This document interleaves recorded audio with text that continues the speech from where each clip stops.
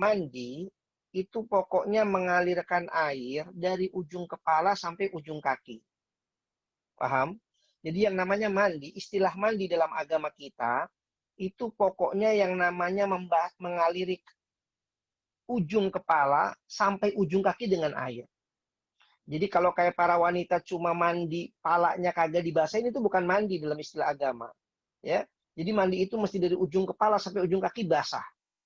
Nah, nanti yang membedakan antara mandi wajib dengan mandi yang bukan wajib, itu adalah niatnya.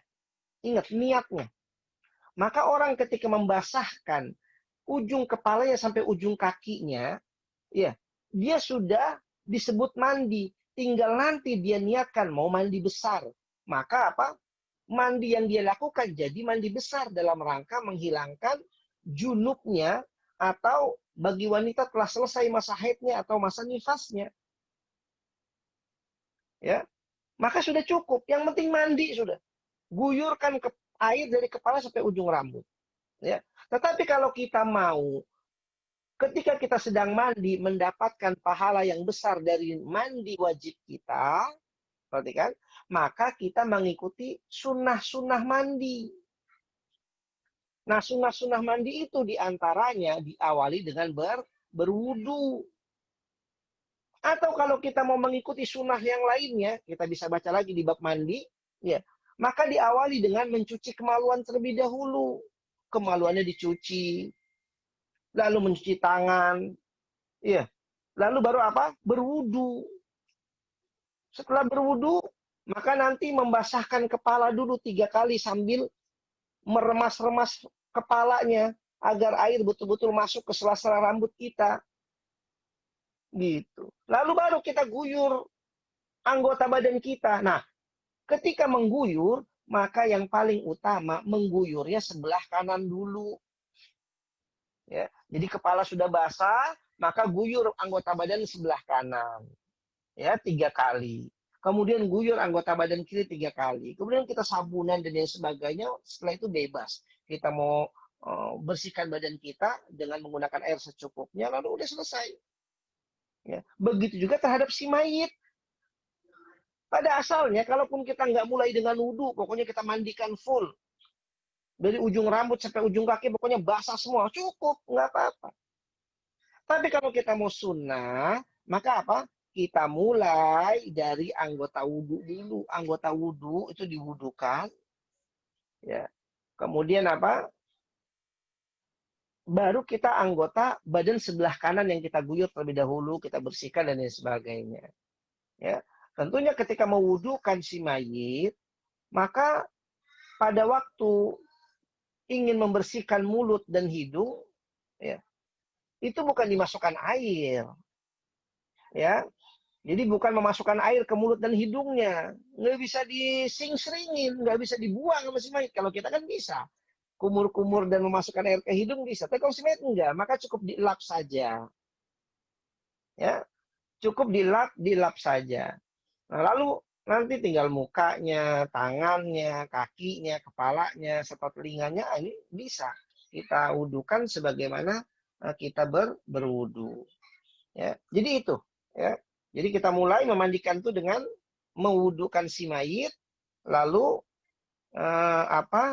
kita guyur dengan anggota sebelah kanan, anggota badan sebelah kanan. Sebagian ulama di sini nggak disebutkan ya, ini ingin saya terangkan, itu menerangkan hendaknya sebelum dimandikan, ya, sebelum dimandikan maka dibersihkan dulu anggota-anggota tubuh si mayit yang memang layak untuk dibuang atau dibersihkan.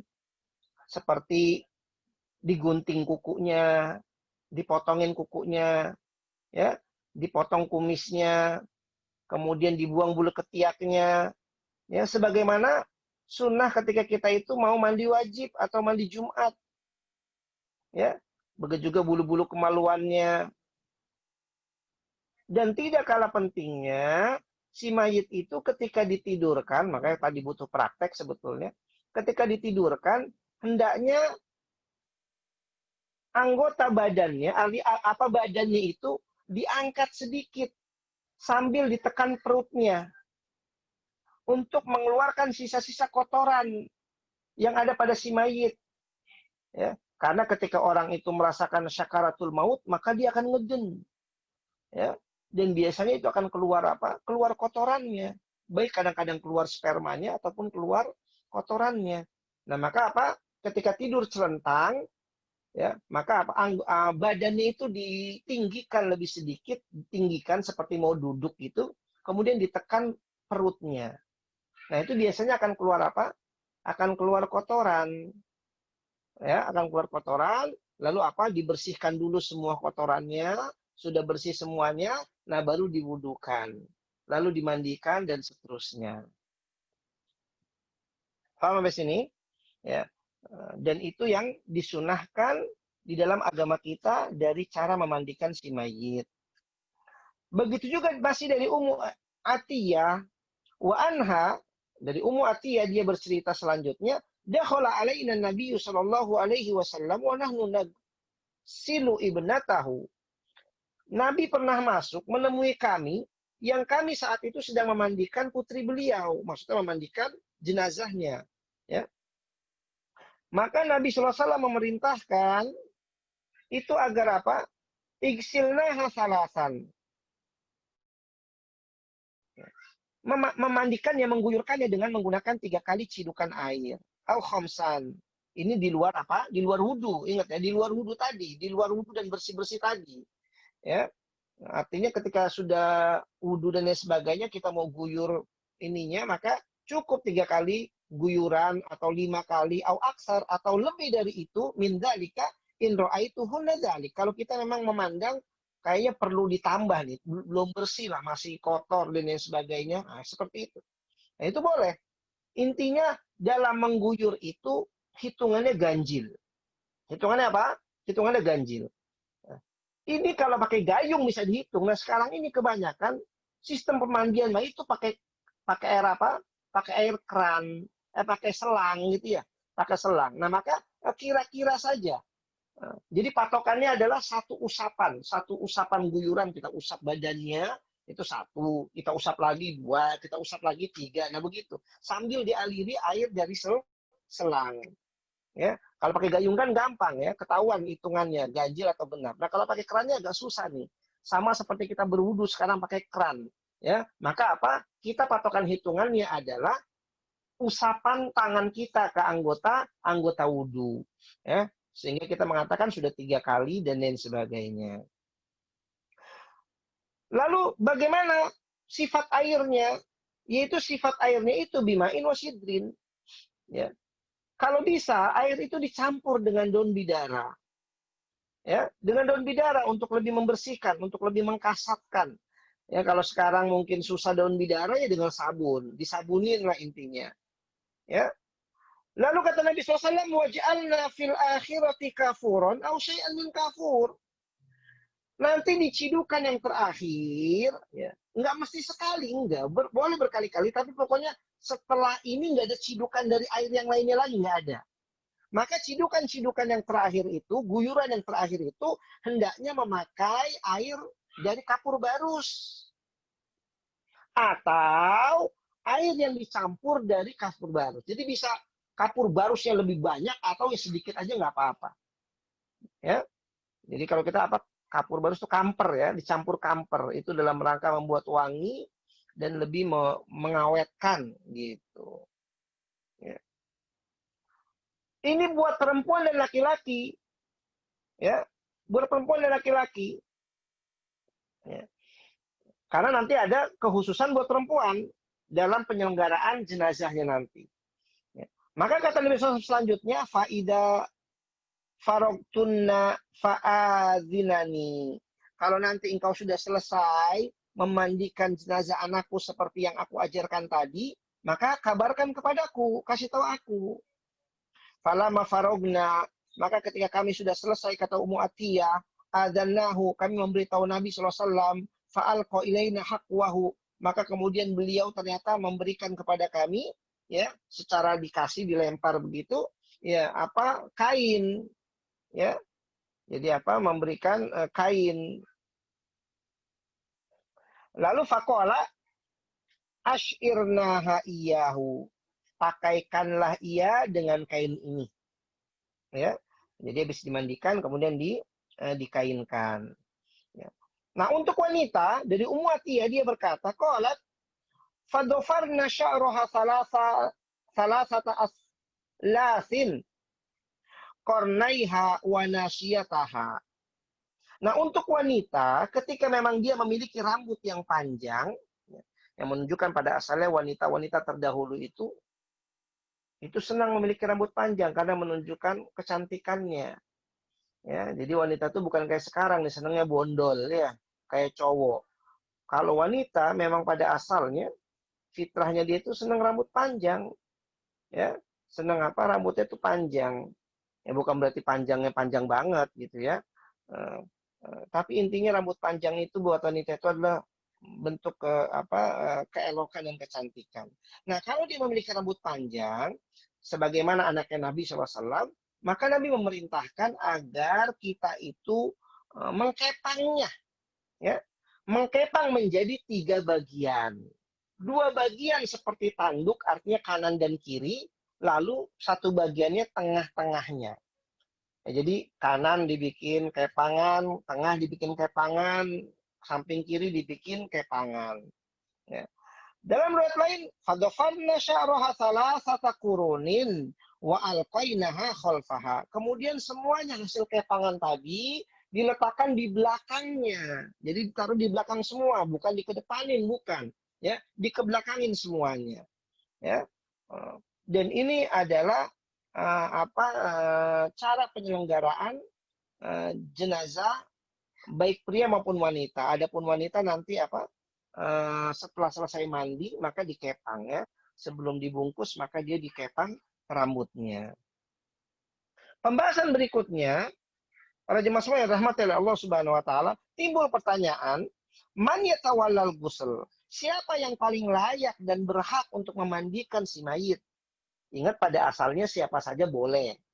Ya, siapa saja boleh. Tapi ada aturan resmi ya yang tidak boleh dilanggar. Ya, dan ini menjadi perhatian kita semua. Ingat-ingat.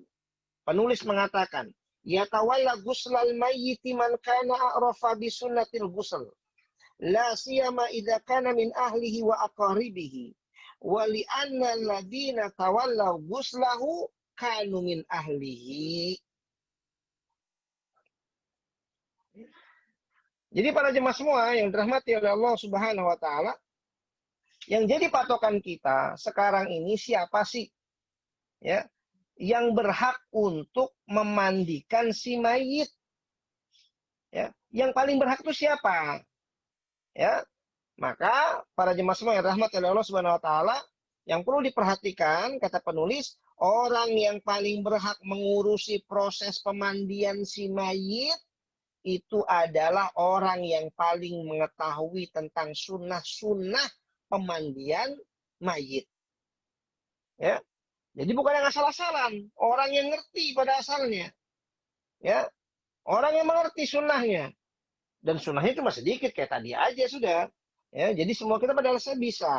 Tapi kalau memang kita nggak terbiasa dan atau mungkin kalau kita yang memandikan kita nggak tegaan dan sebagainya karena itu kerabat kita, orang tua kita, anak kita, akhirnya kita nyuruh orang nggak apa-apa, tapi nyuruh orangnya pastikan mereka ini adalah orang yang mengerti tentang pemandian sunnah yang diajarkan oleh Nabi SAW terhadap si mayit. Ya. Terlebih lagi kalau seandainya, perhatikan, yang memandikan ini adalah dari keluarganya atau saudaranya si mayit. Maka ini lebih utama lagi. Jadi patokannya ngerti ajaran mandi atau tidak. Yang kedua, kalau ada orang lain dan keluarga yang ngerti, maka apa? Keluarga yang paling utama memandikan. Ya, keluarga yang paling utama memandikan. Jadi bukan yang lainnya. Dan yang paling berhak adalah keluarganya. Sebagaimana ketika Nabi SAW meninggal dunia, ya, yang memandikan Nabi SAW adalah keluarganya, yaitu Ali bin Abi Thalib radhiyallahu an. Dan kita tahu Ali pun orang yang mengerti tentang sunnah-sunnah dalam memandikan. Ya, sunnah-sunnah dalam memandikan. Ya, makanya Ali bercerita Ghasaltu Rasulullah sallallahu alaihi wasallam. Aku dulu memandikan jenazah Rasulullah sallallahu alaihi wasallam. Faja'altu anzuru ma yakunu minal mayyiti ma lam ara syai'a. Maka ternyata aku jadikan pandanganku untuk menatapi melihat jenazah beliau, ya. Dan ternyata beliau ini beda dengan mayat-mayat yang lainnya yang pernah aku lihat, ya. Jadi beliau ini beda nih, nggak sama dengan mayat-mayat yang lainnya, ya. Apa ketidaksamaannya? Karena thayyiban hayyan wa mayyitan. Jenazah Nabi SAW ketika hidup dan matinya sama saja, baik, ya. Nggak ada cacatnya, nggak ada aibnya, nggak ada bentuk-bentuk misalnya lebam-lebam atau bau dan lain sebagainya, nggak ada. Adapun jenazah selain Nabi SAW itu terkadang ya tadi ada cacat-cacatnya, ada kejelekan-kejelekannya. Kalau Nabi enggak, sempurna anggota tubuh beliau, baik ketika hidup ataupun sesudah mati, kata Ali bin Abi Thalib. Ya, nah dari sini kenapa hikmahnya? Kenapa hikmahnya keluarga itu lebih penting untuk memandikan si mayit? Karena aib si mayit akan terjaga. Ya, aib si mayit akan terjaga. Tapi kalau orang yang nggak jelas, yang memandikan si mayit, bisa jadi aib dari anggota tubuh si mayit ini diceritakan. Tadi ternyata badannya ada yang hitam sebelah. Langsung punya dugaan-dugaan jelek deh nanti akhirnya masyarakat. Itu mungkin dulu karena kurang ajar. Mungkin dulu karena begini gitu. Ya, makanya ini nggak benar. Untuk itu dalam Islam yang paling utama adalah orang yang paling dekat dengan si mayit, baik keluarganya ataupun bukan keluarganya. Ya, walaupun yang lebih utama adalah keluarganya. Dan yang lebih utama lagi adalah orang yang mengerti tentang sunnah di dalam memandikan jenazah. Lalu hal yang kedua, yang perlu diperhatikan lagi, wajibu an yatawalla ghuslan dzakari ar-rijalu wal unsa an-nisa'u. Wajib yang memandikan si mayit itu, kalau laki-laki jenazahnya, maka laki-laki juga yang memandikannya. Kalau perempuan, maka perempuan juga yang memandikannya. Ingat nih. Ya, jadi nggak boleh nih coba-coba nih. Cewek mau mandiin cowok, cowok mandiin cewek. Nggak boleh. Cowok-cowok, cewek-cewek. Kecuali, wa yustasna min dzalika al-zaujan. Kecuali baru boleh cewek mandiin cowok atau cowok mandiin cewek kalau mereka ini adalah pasangan suami istri. Anak sama bapak nggak boleh. Anak laki sama ibunya nggak boleh. Paham? Nggak dibenarkan. Ya, tidak boleh. Ya. Jadi yang boleh itu hanya suami terhadap istrinya dan istri terhadap suaminya. Atau anak kecil yang belum balik. Ya, anak yang masih kecil belum balik, maka dibolehkan. Ya, lawan jenisnya memandikan, itu nggak apa-apa. Tapi kalau sudah balik, tidak boleh. Lihat Nabi SAW. Anak wanitanya meninggal, bukan beliau yang memandikan. Tapi siapa? Tadi, para wanita. Para wanita. Ya, itu yang memandikannya. Bukan beliau. Padahal beliau adalah orang yang paling ngerti tentang cara memandikan jenazah. Tapi anaknya meninggal, beliau tidak memandikan. Tapi menyuruh para wanita untuk memandikannya. Nah, jadi jangan sok-sokan. Ada adat di kita ini, ya, nanti semua anaknya ikut mandiin gitu. Kalau bapaknya meninggal, semuanya suruh mandiin anak-anaknya. Sebagian ada yang mangku katanya. Ini nggak benar ini. Ini keyakinan yang nggak betul ini. Ya, merusak ini. Ya. Jadi kalau memang kita anak wanita, ayah kita atau orang tua kita meninggal, bapak kita meninggal, ya udah kita sabar, serahkan aja sama saudara-saudara kita yang laki-laki mandiinnya.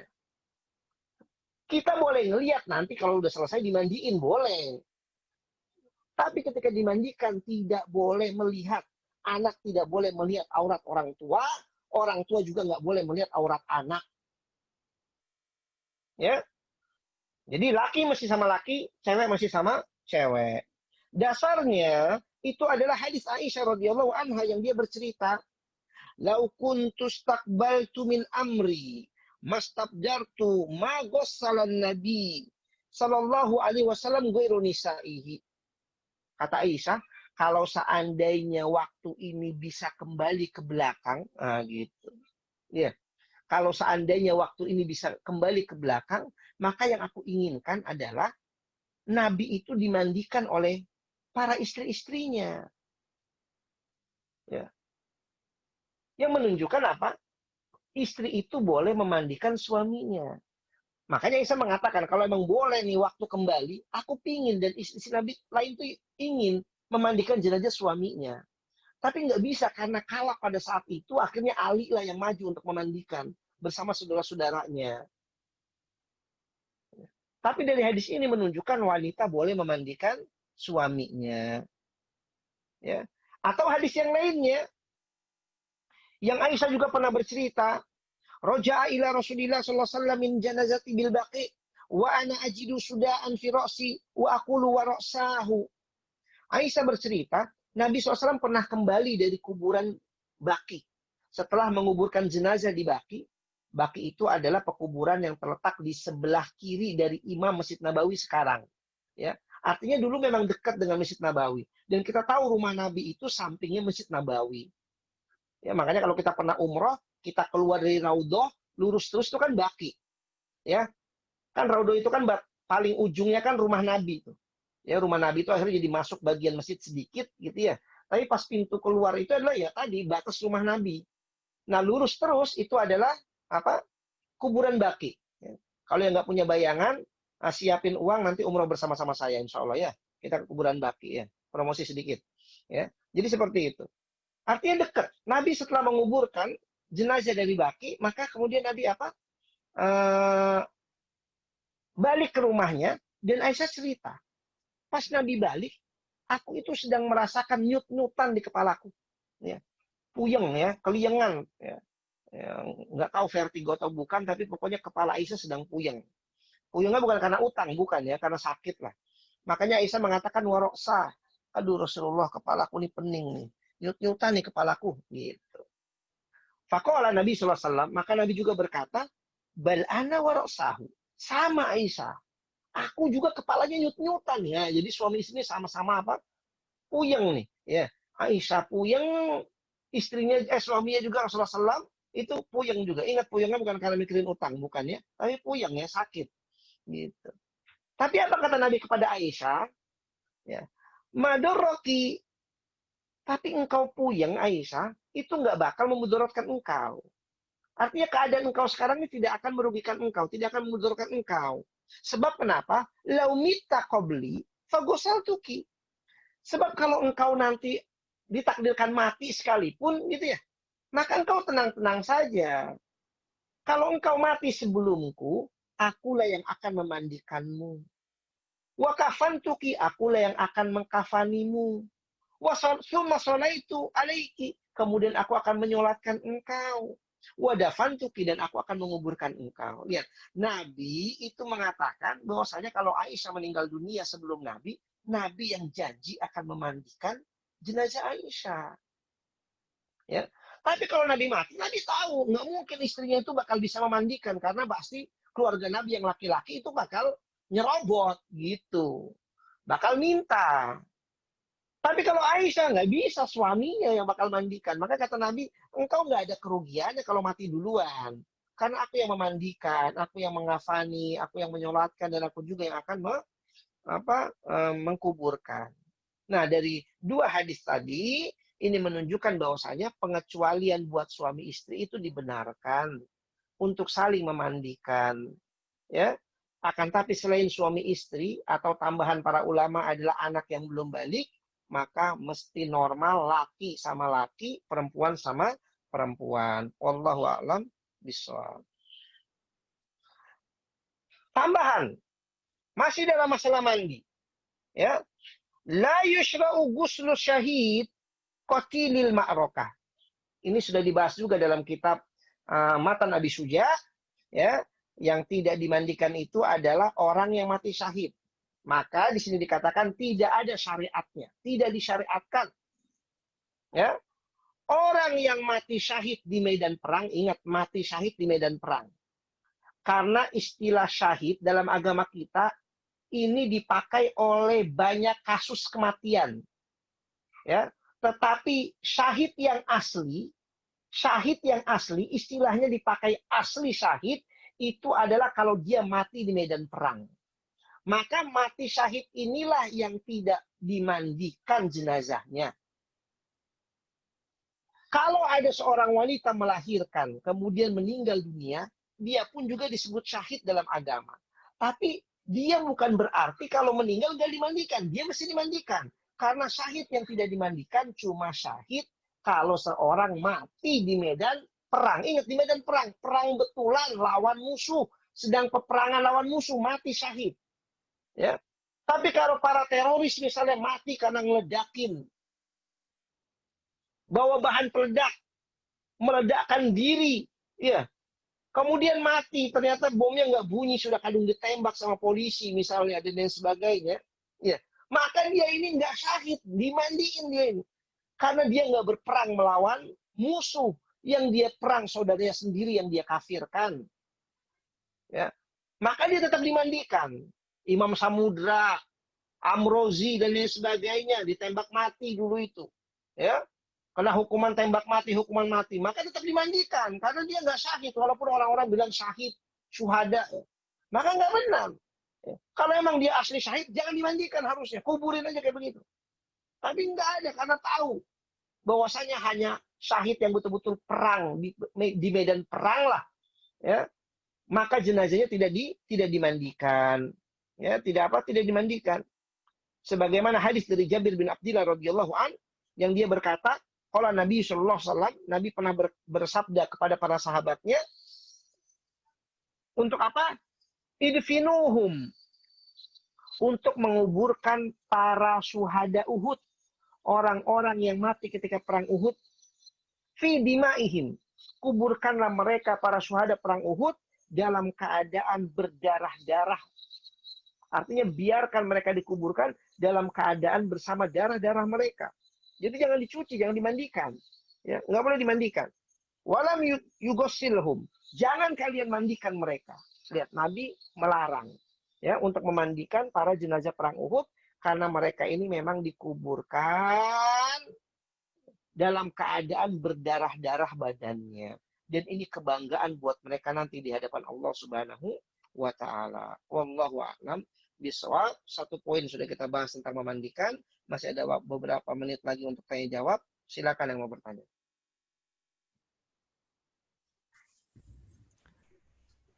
Ya Ustaz, ini ada yang tanya kemarin Ustaz, atau Senin kemarin, tapi nggak kebaca. Saya bacain Ustaz ya? Iya, silakan. Iya. Bismillah. Pertanyaannya, apakah boleh membeli tanah kafling kuburan sebelum kita meninggal karena ingin dikuburkan di sebelah makam orang yang kita cintai, misal suami atau istri, yang tanah di TPU tersebut sudah sangat sempit dan terbatas. Kalau nggak segera takut keduluan yang lain katanya. Iya. Boleh, nggak apa-apa. Boleh ya. Tentunya dengan tidak memberatkan dia. Kalau sampai akhirnya dia beli tanah itu sampai memberatkan, jadi malah hidupnya susah, ini nggak benar. Ya. Tapi kalau emang dia merasa punya uang, dan dia akhirnya sudah ngapling-ngaplingin dia bakal dikuburkan di mana, nggak apa-apa, boleh, nggak jadi masalah. Apalagi sekarang tanah kaplingan mahal, kaplingan bukan rumah ya, kaplingan kuburan misalnya. Akhirnya dia beli tanah kapling, boleh-boleh saja, nggak apa-apa. Yang penting tidak melanggar hal-hal yang nanti akan kita bahas dalam proses pengkuburan. Ya. Jadi misalnya beli kapling kuburannya di Amerika gitu ya. Padahal dia kerjanya di Indonesia, ntar mati di Indonesia mesti bawa ke Amerika, nah ini nggak benar. Tapi kalau beli kaplingan kuburannya itu di tempat yang memang di mana orang-orang pada dikubur di situ, dan dia pengen berada di samping istrinya atau suaminya atau orang tuanya atau anaknya dan sebagainya, maka nggak apa-apa, sah-sah saja.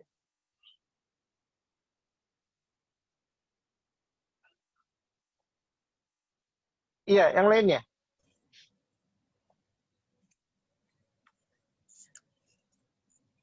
Ustadz, saya nanya Ustadz nih. Iya. Dengan Jaya Ustadz. Assalamualaikum Ustadz. Wassalamualaikum warahmatullahi wabarakatuh. Ini pengalaman saya nih Ustadz. Pada saat kebetulan saya, orang tua kandung sudah meninggal. Kemudian saya dirawat sama ibu sambung saya. Nah, pada saat meninggal, saya tuh ikut memandikan gitu Ustadz. Yang dimandikan orang ibu atau ibu I- kandung atau ibu Ibu, sambung? ibu sambung. Oh, ibu sambung ya. Iya, ibu sambung. Nah, sebatas hanya apa? Sebatas hanya mengguyur aja, setelah itu sudah selesai gitu, Ustadz. Nah, Iya. apakah dengan kadar seperti itu juga, itu gimana Ustadz hal tersebut, Ustadz? Terima kasih, Ustadz. Saya nggak tahu ya istilah ibu sambung ini ibu angkat atau ibu apa, Pak? Ibu tiri, ibu tiri. Oh, ibu tiri, tapi jadi resmi jadi ibu kita gitu ya. Iya, karena kan ibu kandung saya sudah meninggal gitu, Ustadz. Ya, Nah, kemudian Bapak nikah apa lagi gitu ya. menikah Jadi ibu lagi, sambung ya. betul, Ya. betul. Ya, jadi pada asalnya tetap dia adalah mahram kita. Ya, artinya aurat yang boleh nampak dari dia ke kita itu ya sebagaimana orang tua sama anaknya ya, itu adalah hanya kepala saja dan kaki. Hmm. Ya. Jadi hanya kepala dan kaki. Maksudnya kepala kaki itu dengkul ke bawah ya sampai leher ke atas. Nah, itu wanita sama anaknya. Jadi wanita pun juga nggak boleh menampakkan auratnya di hadapan anak-anaknya. Anak-anak yang laki ya. Begitu juga yang laki sama anak yang perempuan itu tidak boleh. Nah jadi saya nggak ngerti ya ketika memandikan itu apa ya namanya memandikan mayit, karena pengalaman saya memandikan mayit kan mayit itu kan hanya ditutupi oleh selembar kain saja untuk menutupi aurat utamanya ya Pak ya. Betul, betul. Kalau misalnya memang akhirnya itu tersingkap oleh kita dan lain sebagainya, kita berdosa, gitu. Ya, kita berdosa kalau terlihat ya. Atau juga kalaupun misalnya kita memang ikut mandikan ini sudah keliru, ya. Karena memang nggak boleh campur tangan kita ini. Kalau sudah kadung ya maka kita tinggal istighfar, ya bertobat kepada Allah Subhanahu Wa Taala dan jadikan pelajaran buat generasi-generasi selanjutnya. Ya. Jadi mungkin kesalahannya saya nggak bisa bilang, ingat ya nggak semua kesalahan itu dosa, paham? Jadi salah dengan dosa ini dua sisi yang berbeda. Ada salah dan memang dia berdosa, ada salah yang memang untuk dihukum apa? Sekedar diperingatkan saja. Seperti misalnya salah kita ini kalau makan cabai karena dilarang sama dokter gitu ya. Tapi kita makan cabai yang nggak ada dosanya, tapi kita salah gitu. Nah, jadi nggak boleh memandikan ini laki-laki perempuan, ini suatu kesalahan. Nah, bagaimana kalau anaknya? Sebab Nabi sendiri kan masuk tuh ketika wanita memandikan anaknya, Nabi itu masuk, ya kan? Kemudian Nabi menyatakan kepada para wanita kalau udah selesai kasih tahu saya. Tapi Nabi nggak ikut campur dalam memandikan gitu. Ya. Jadi kalaupun ujung-ujungnya misalnya salah dan kalaupun akhirnya berdosa karena kita sekadung ngelihat aurat ibu kita dan lain sebagainya, gitu ya.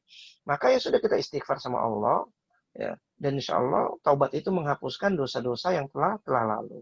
Sebagaimana hadis Nabi SAW mengatakan, at-taubatu yuhdamu maqoblaha. Jadi taubat itu pokoknya menghancurkan, membinasakan, meluluh lantakkan apa-apa yang telah lalu. Nah, jadi tinggal kita taubat saja, insya Allah Allah ampuni. Terlebih lagi kita belum tahu dan lain sebagainya. Ya. Tapi jelas itu suatu kesalahan ya, nggak dibenarkan. Wallahu a'lam bishawab. Iya memang Ustadz. Memang di masyarakat umum kita ya, boleh dibilang yang masyarakat yang boleh dibilang yang perkampungan atau apa gitu ya. Banyak kan memang masih banyak yang bilang itu orang tuanya meninggal, coba ikut mandiin. Nah itu kesalahan-kesalahan memang yang saat ini masih ketara ya di masyarakat umum ya. Jadi dia nggak mandang anak laki anak perempuan, yang penting orang tuanya meninggal silakan mandiin. Nah itu tuh yang memang saat ini ya itu yang terjadi. Dan memang harus diedukasi, memang harus diedukasi. Benar.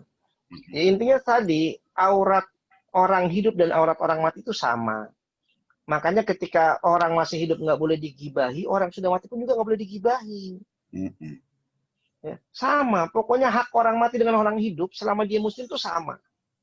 Ya, sehingga ada sebagian ustadz itu mengatakan, bisa jadi nih Pak Harto ini, itu dosanya sudah diampuni sama Allah. Sebab banyak yang ngomongin terus. Ngejelek-jelekin terus. Ya. Dia dosa udah selesai. Dosa betul, kita nggak ragukan dia punya dosa. Dan kita juga banyak dosa. Tapi ketika diungkap terus, diomongin terus, digibahi terus, dan lain sebagainya, dijadikan bahan lucunan terus, dan lain sebagainya, habis udah dosa dia. Diambil sama kita yang ngomongin dia. Paham ya? Jadi nggak boleh juga orang-orang yang sudah meninggal ini diomongin sama. Ketika dulu dia aurat yang nggak boleh dilihat, udah mati juga nggak boleh dilihat auratnya. Ya. Makanya biasanya buat kayak praktek-praktek dokter itu kalau dalam negara apa di negara-negara Islam itu yang dijadikan praktek itu beli mayat dari orang-orang kafir. Bukan orang Islam. Orang Islam itu kan terjaga hartanya, kehormatannya, darahnya. Iya. Kalau orang kafir maka ya dia pakai walaupun tetap bukan untuk bermudah-mudah gitu ya. Tapi orang kafir tuh ya udah karena sejelek-jeleknya makhluk ya maka apa ya udah dibeli aja karena emang dia juga biasa buat bahan penelitian. Tapi kalau jasad orang muslim nggak boleh dijadikan seperti itu, nggak boleh. Wallahu a'lam bishawab. Iya, yang lainnya satu lagi. Kalau nggak ada saya cukupkan. Teman-teman ada yang mau bertanya lagi teman-teman? Dipersilakan.